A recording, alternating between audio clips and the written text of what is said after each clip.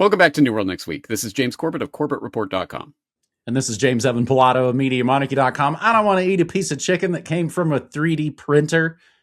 We have got that huge story, plus rage bait. But first, pretty big news as well. FDA to tighten vaccine rules after memo ties COVID-19 shot to child deaths. Grabbing this from thehill.com. Every inflammatory remark we make on these shows is actually always sourced and cited down in your show notes. The Food and Drug Administration, the FDA, is set to implement stricter vaccine approval guidelines after a memo claimed at least 10 children died after and because of receiving a COVID-19 shot. That sounds like a lowball number, but I'll take it. The guidelines obtained by the New York Times could also impact vaccinations for other illnesses and viruses, including the FDA standards for the annual flu shots that are always so successful, and if Americans should receive multiple vaccines at a time. The memo also states that shots for pregnant women could be limited, and manufacturers will be required to conduct larger studies before seeking approval for vaccines. Can we still get the complete, you can't sue us?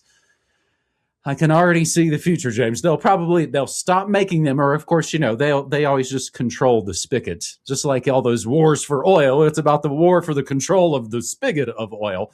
They'll turn the spigot off of their wonderful vaccines. They'll blame all of us again. It'll be our fault again. Vinay Prasad, a top vaccine regulator at the FDA, said pneumonia vaccine manufacturers must show that their treatments reduce the infection instead of merely developing antibodies to fight it. The new restrictions would also require drug manufacturers to run larger studies that would slow the process of developing vaccines, according to the Washington Post, the other important news agency that also reviewed the memo. Prasad, who was reinstated to his post in August after being ousted amid conservative criticism, announced other changes that included a requirement for randomized studies to include all subgroups. He also referred to the annual flu shot framework as a catastrophe of low-quality evidence. It's not like these things are being approved without strong scientific evidence, Jesse Goodman, the FDA's former chief scientist, told the Post, noting the guidelines are already quite strict. They're being approved with strong, effective evidence. Evidence needed. The memo does not go into detail about the alleged COVID vaccine-related child deaths. Prasad called the finding a profound revelation, according to the Post. For the first time, the U.S. FDA will acknowledge the COVID-19 vaccines have killed American children. And we were discussing this on my Morning Monarchy this morning, remembering just all of the insanity of the scamdemic era. But thankfully, a doctor out there sent me the blank inserts you could find in many of the rushed Operation Warp Speed MAGA jabs. Just trust the science. I don't even know I can't even read it to trust it. They're calling it the FDA memo that shakes the world. That is from brownstone.org. Meanwhile, vaccine stocks drop after FDA memo links COVID shots to child deaths. And from the Corbett Report asking the question, can the COVID scamsters stick the landing? Meaning, can they still get away scot-free? Yes, and unfortunately, they might very well do just that. In fact, they have so far, so what's going to change that? Well, maybe this memo is the start of the breaking of the dam, and I know for a lot of people they're going to say, exactly as you correctly observed at the beginning, well, I think it's probably more than 10, right?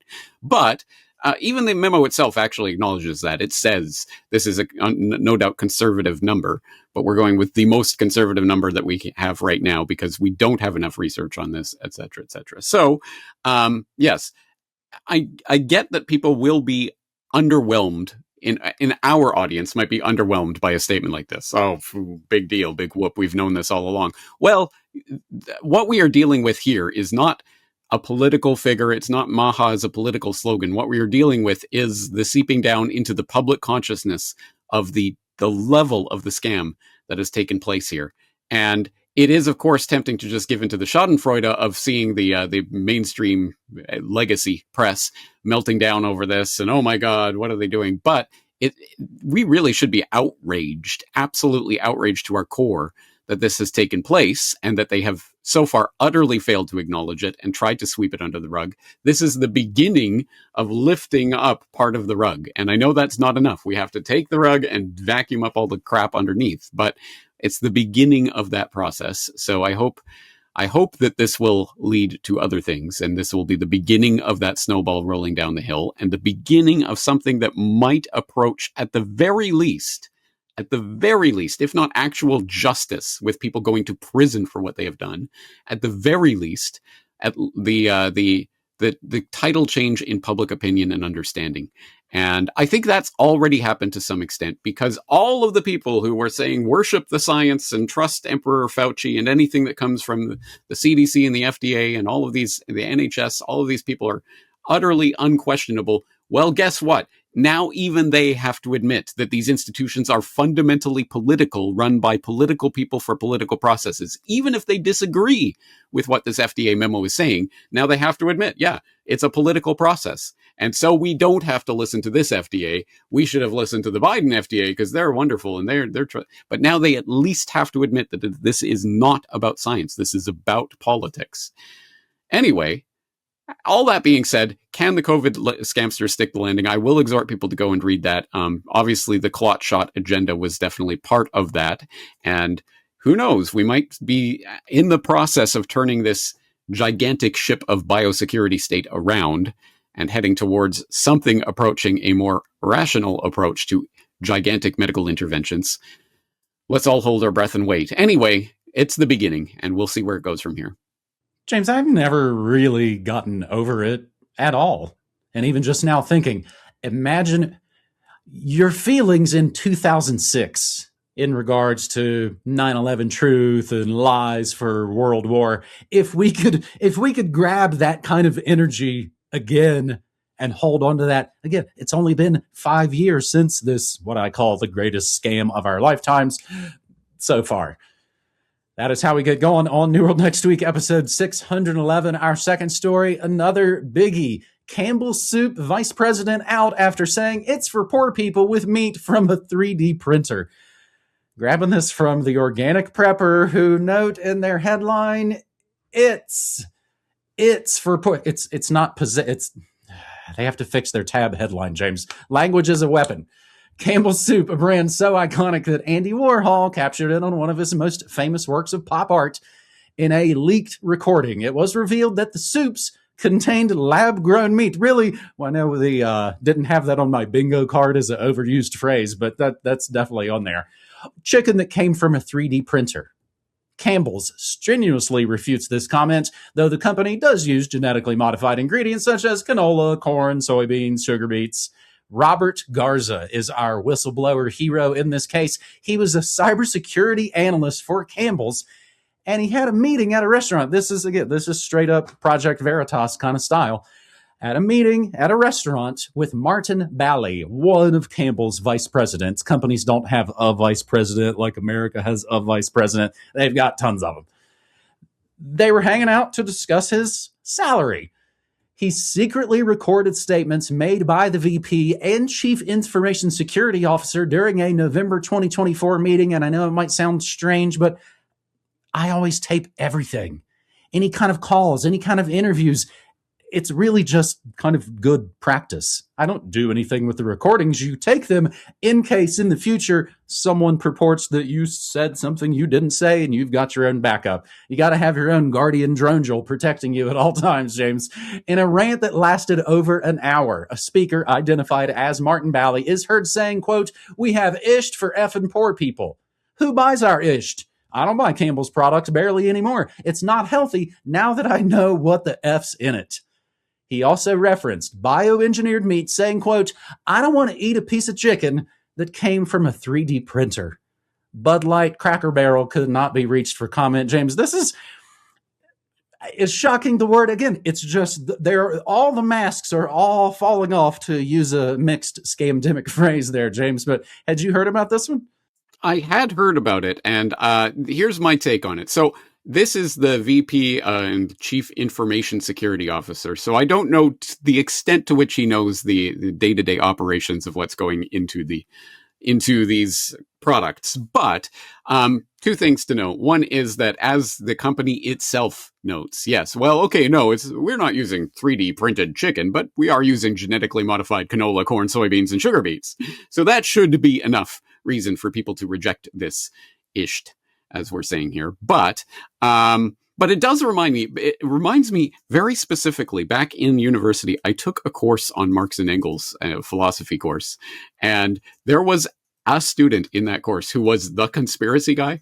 Believe it or not, I was not the conspiracy guy in that class. And I remember he was an interesting character. In fact, he went to the battle in Seattle, and all that stuff that was going on. And so, he knew a thing or two about a thing or two, but he also had the zany off the wall stuff. And I remember one time he was talking about, KFC chickens aren't real chickens. They're growing them in labs, man. And someone pointed out, wouldn't it cost so much more for them to grow chicken in labs than to just have chickens? And to which he had no adequate response. In this case, I tend to think, I'm not sure I do believe that they are using actual 3D printed chicken yet, because it probably would be much more expensive than just using chickens that they raise in their factory farm system. But anyway, but if we do want a conspiracy take on this, I would say it's like so many things. They do seed it into the public consciousness before it becomes a reality. And we know that they're trying to head towards the lab printed meat, reality of the future. And how do you start that conversation? How do you break down the walls of people's immediate ick reaction to that? You have to start seeding it ahead of time. And now, of course, the fact checkers can come along and say, well, actually, Campbell's isn't using 3D printed chicken. Man, those crazy conspiracy theorists are talking about this. But it's that process I've talked about so many times. That doesn't exist. That doesn't exist. You're crazy for even talking about that. That doesn't exist. That doesn't. And eventually it becomes, yes, that exists, and it's a good thing. We've seen that so many times in so many different ways. I have a feeling that's part of what the long-term agenda is here. I don't know to what extent this is playing into it, but why is this conversation from a year ago getting attention now in December of 2025? It seems like that only happens when there is some sort of agenda to be pushed, at least in introducing this to the public conversation. When dude should have probably just leaked it, and then it would have all been out. I mean, I would imagine that's why this is all taking so long. This is being covered in mainstream, lamestream media because it's hit basically the legal route. So because the lawyers are now involved, I'm sure it suddenly became okay for them to cover and go on television to start to talk about this. Again, a lot of limited hangouts. We're 2 for 3 on limited hangouts. I have a breaking news update. Apparently, the Organic Prepper has changed the tab headline. It is now "It's" with an apostrophe. So they were listening to you. You know how I'm a word nerd to get all messed up. So stick with me here. Maybe part of his job as cybersecurity was keeping all of this a secret and not letting people find out. And the question asked in my chat this morning, would that actually maybe be healthier, the 3D printing, than all the weird GMOs that we know are already in there? Also, isht for poop backwards. That's how we edit rap songs here in the radio biz. James, when you flip the word around backwards. That's what it sounds like. You go, isht. Zigga, please. We're 2 for 3 on limited hangout stories as we get punchy here towards the end of 2025. Again, I work in radio. That's what happens when you reverse the stuff. It's the easiest way to edit music instead of going back to the artist or the label asking, can you send us a radio clean copy for this? You could just do it yourself. We're 2 for 3 on limited hangout stories. Let's see how we do for our third and final. As OPB writes, that is Oregon Public Broadcasting. Don't get angry, but the 2025 Oxford Word of the Year is rage bait. That's 2 words. Again, word nerd. They should call it the Pop Hall of Fame, not the Rock and Roll Hall of Fame that has rappers and Dolly Parton in it.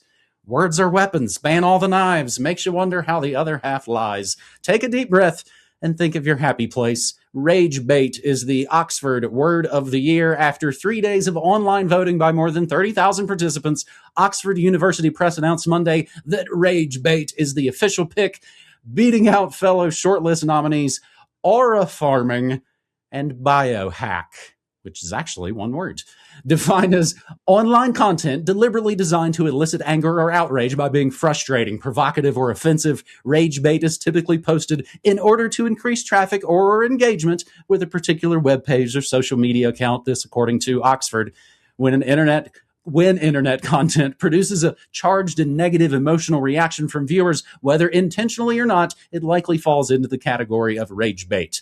Before the term entered the English lexicon around 2002, so it only took a couple decades, the internet was focused on grabbing our attention by sparking curiosity in exchange for clicks, says Casper Grathwohl, president of Oxford Languages Division at Oxford University Press. Now we've seen a dramatic shift to it, hijacking and influencing our emotions and how we respond. Again, is this for people that just got I hear there's jerks on the internet. In recent months, the word gained popularity after Weinstein widget Jennifer Lawrence revealed she has a secret TikTok account she uses to get in fights with strangers online.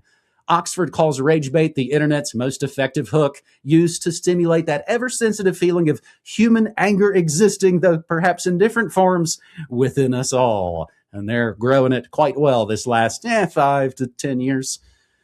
This year, says Oxford, has been a year defined by the transformation of humanity in a tech-driven world. Again, all this just happened. They list deepfake celebrities, AI-generated influencers, and things we've called on this show out for the previous decades as examples of tech seeping into our minds, and particularly our emoticons. Is it possible to be rage-baited by ChatGPT or rage-bait the chat bot itself? Perhaps now more than ever. But it's not just machine learning technologies that can rage bait their users or vice versa. General social unrest and concerns over digital well-being caused usage of the word to spike in 2025. For the past few years, Oxford Press and every other day late, dollar short cash grabber has used social media to gather public opinions on its Word of the Year shortlist. This year, they intentionally used their Zuckergram page to run a digital campaign for these 3 shortlisted words. So the Word of the Year was chosen by girls who like to type on the picture app.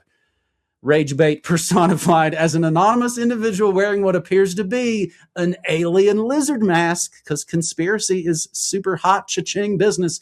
I'm glad you're mad, reads the blurb on its campaign poster, intentionally misspelled. You are. Is it any surprise that last year's Word of the Year was brain rot? And we do have the official press release, Oxford Rage Bait press release. Again, this is not new news by any stretch of the imagination, and it's twice as many syllables as troll. It's troll. You know trolling? Again, St. Carlin would grudge love this timeline, James. Yeah, it's so many. I gotta hand it. I'm glad you're mad. Y-O-U-R. That is brilliant. That is rage bait in one image. But actually, I will defend. Although Oxford apparently is going with 2 words, I would, if I was just to write the word rage bait, I would absolutely write it as a compound word. It would be a word if I wrote it, rage bait. But anyway, that being what it is, talk about a word that could have been the word of the year in, 2011 or 2014 or 2017 or any year since, the dawn of the World Wide Web, or at least since the dawn of social media. So what on earth is new about this? I'm not exactly sure. And certainly the word rage bait, or the words rage bait, I have heard many, many times over many years. So this is not at all something that I would define 2025 by. But if you wanted to go for a online word that seemed to come to prominence in 2025, although certainly wasn't coined in 2025, I think we'd have to go with initiatification. I gotta say it because it is a word. It is not a swear word. And shitification has become, as people know, it was coined by Cory Doctorow. Am I getting that right? Anyway, it was coined years ago. But for some reason, I saw many, many, many articles about it in the last several months. So if you wanted to come with an online word that gained popularity over the past year, maybe that would be more appropriate. Rage bait does not particularly define 2025 to me. What word does particularly define 2025 for me? Well, actually, I just recorded a subscriber video with Sean where we upheld the Japanese tradition every year at the end of the year, there's this Japanese society that has a character. The Japanese use the Chinese characters, right? And they choose one character that defines the year. So me and Sean just recorded a video here where we did that ourselves, and we came up with our own words. So if you are interested in that, if you're a Corbett Report member, you'll be able to sign in and watch that subscriber video this weekend. Kanji. Yes.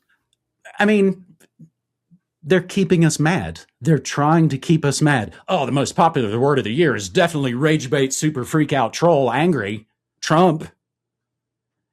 At least maybe hyphenated rage bait. James, I have it on good authority. Next year's word will be virtual reality.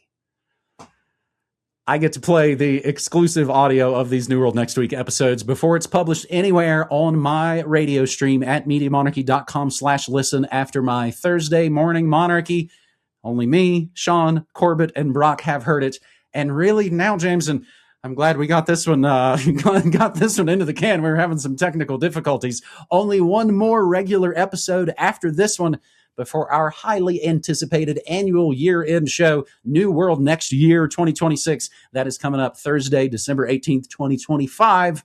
And we do run newworldnextweek.com. And James, we've got our annual holiday sale coming up, and you've got the deets. That's right. So for people who don't know, every year I offer a discount code for everyone. All and sundry are welcome to use this code at the New World Next Week store in order to get 25% off any Corbett Report media, as in the USBs or the online courses or the DVDs. Not the merch, yeah. But if anyone is interested in that from today until December 25th, you can use the Christmas discount code. It is Christmas25. Spelt the full way, not Xmas, not speaking of language as a weapon. No, Christmas. Spell it all out as Christmas25, and you will be able to get 25% off any of that Corbett Report media at the New World Next Week store.